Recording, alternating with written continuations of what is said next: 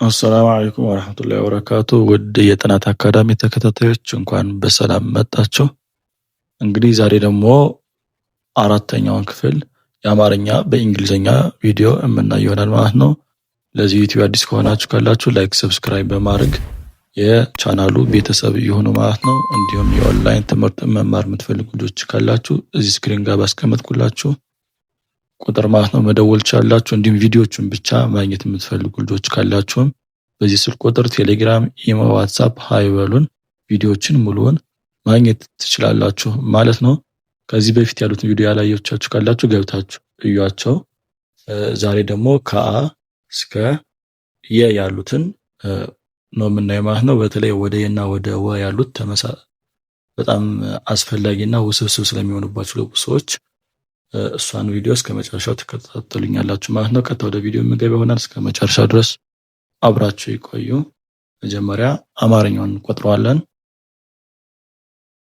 አ ኡ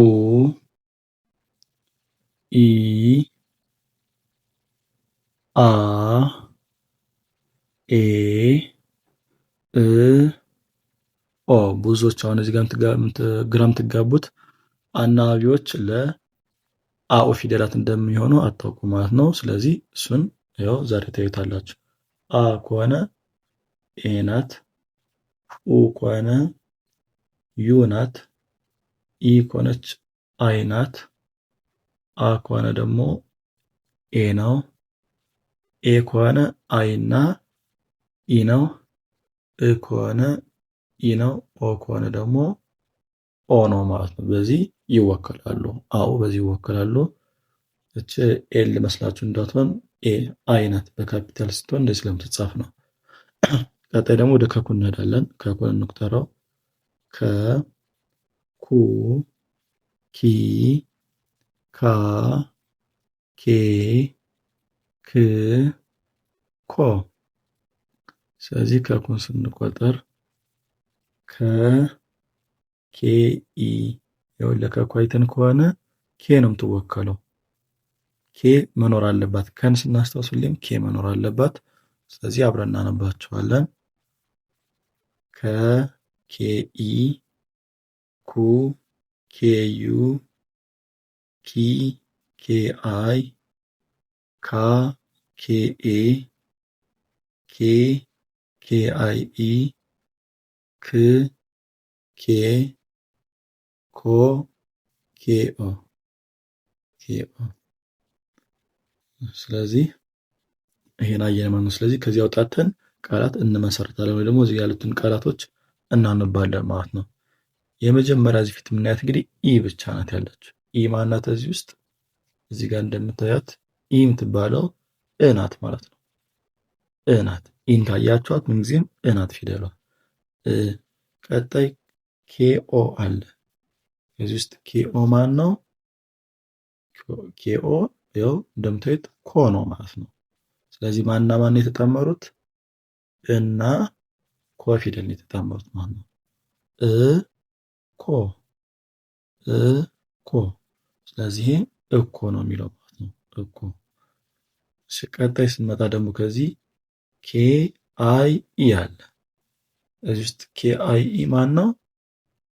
ያው ኬ ናት ራሷ። ኬ አይ ኢ ከሆነ ኬ ናት። ቀጣይ ደግሞ ኬ ብቻዋን አለች። ኬ ብቻዋን ማናት? እንደምታዩት ክ ናት። ክ።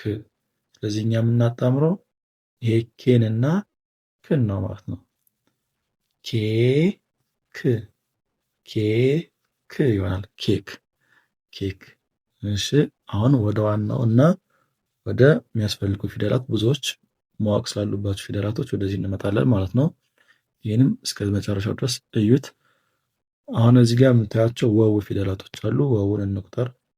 ወ ው ዊ ዋ ዌ ው ዎ ዎ።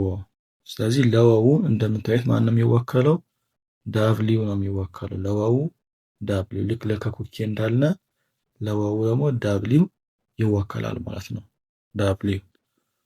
ስለዚህ አብረን እናነባቸዋለን። ወ ወ ደብሊው ኢ ው ደብሊው ዩ ዊ ደብሊው አይ ዋ ደብሊው ኤ ዌ ደብሊው አይ ኢ ው ደብሊው ዎ ደብሊው ኦ ደብሊው ኦ። እሺ አሁን ደግሞ ወደ የዩ እንምጣ። እዚህ ጋር የ ዩ ይ ያ ዬ ይ ዮ። ለየዩ ደግሞ የሚወከለው ዋና ፊደል ማን ነው? ዋይ። ዋይ ከዛ በኋላ አናባቢዎች ይቀየራሉ ማለት ነው። ዋይ ዋና ፊደል ነው ማለት ነው። ዋይ ዋይ።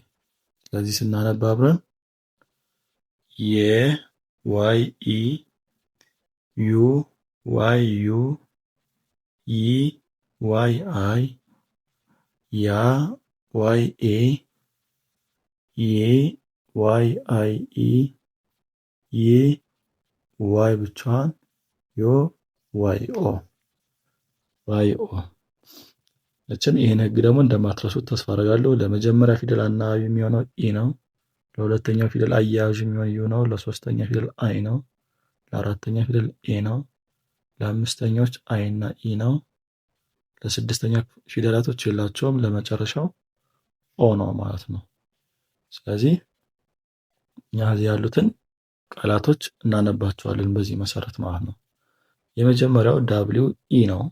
ዳብሊው ኢ እዚህ ጋር ውስጥ ዳብሊው ኢ የትኛው ነው ማለት ነው? የመጀመሪያው ፊደል ወ ነው። የመጀመሪያው ፊደል ወ ዳብሊው ኢ ነው ማለት። ስለዚህ ይሄ ወ ነው ማለት ነው። ቀጣይ ዋይ ኢ አለ። ዋይ ኢ ደግሞ ማን ነው? እዚህ ውስጥ የ ነው። የዳብሊው ዋይ ኢ ነው ማለት ነው። ዋይ። ስለዚህ እኛ ወ ፊደልና የ ፊደልን ነው የምናጣምረው። ወ ወ የ ወ የ። ሰው ሲጠራችሁ ወየ ስትሉ ወይም በቴክስት እችን ነው የምጽፏት ማለት ነው። ወየ ዳብሊው ኢ ዋይ ኢ ጽፋላችሁ ማለት ነው። ቀጣይ እዚህ ጋር ስንመጣ ደግሞ ኤ አለች ከዚህ ጋር እዚህ ጋር ማለት ኤን ስታዩ ማን አስታውሳችሁ ማለት ነው። ወደዚህ ስንመለስ አናት አናት ማለት ነው። ኤ ከሆነች አናት ከፊት ኤ ከመጣች ምን ጊዜም ያች ፊደል አናት አን ያዝነ። ቀጣይ ዳብሊው ኦ አለ። ዳብሊው ኦ ማን ነው? እዚህ ጋር ወው ውስጥ ገብተን ስንመጣ ዳብሊው ኦ ማን ነው? ወ ነው ማለት ነው። ወ ወ። ስለዚህ ኤ አ ብለን ዳብሊው ኦ ወ ስንል አ ወ አ ወ አዎ። ውድ የጥናት አካዳሚ ተከታታዮቻችን የዛሬው ቪዲዮ ይሄን ይመስል ነበረ። የቴሌግራም ግሩፑን በመቀላቀል በዚህ ስልክ ቁጥር ሀይ በማለት ማለት ነው በነፃዎች ቪዲዮዎች ሙሉ ማግኘት ትችላላችሁ። ቀጣይ እስክንገናኝ